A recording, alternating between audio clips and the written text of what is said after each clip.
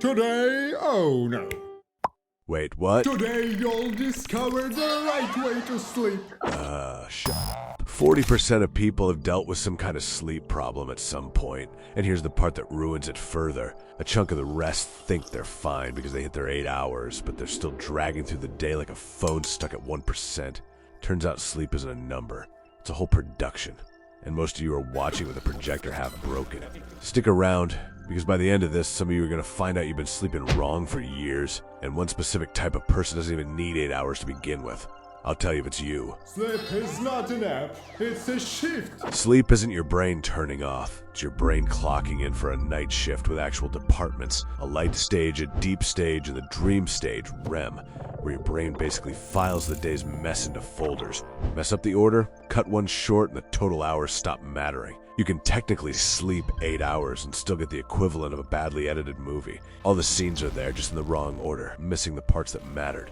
2 nights of that and your strength output drops 10 to 15%. Testosterone and growth hormone dip, cortisol climbs, your reaction time gets worse. Long term, sleeping under 6 hours a night comes with a 20 to 40% higher risk of heart disease.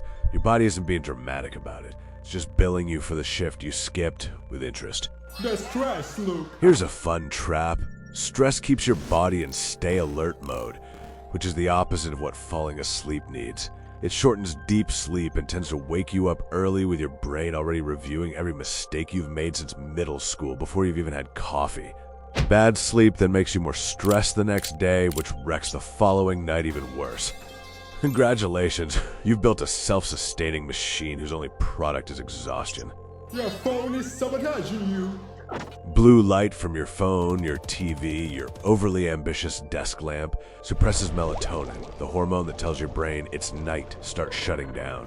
And it's not just about falling asleep slower. Even if you doze off with a screen glowing nearby, you still lose deep sleep and get pushed toward the flimsier, shallow stuff. Human sleep evolved around sunrise and sunset, not around a notification at midnight telling you someone liked your comment.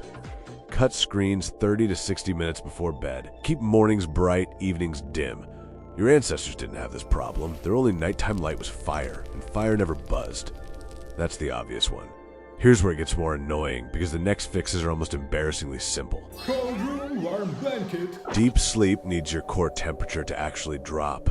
A hot room keeps you shallow and restless, waking you up more throughout the night without you remembering a single second of it.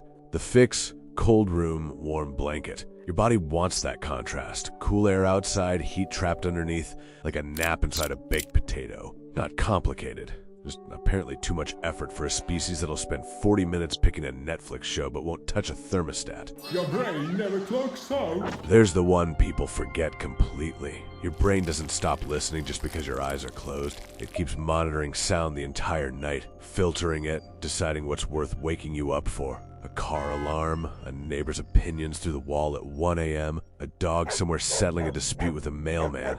None of it needs to fully wake you to still drag your sleep quality down. Your brain reacts, drops you out of deep sleep, and by morning you remember none of it. Just a vague sense you got hit by a truck sometime around 3 a.m.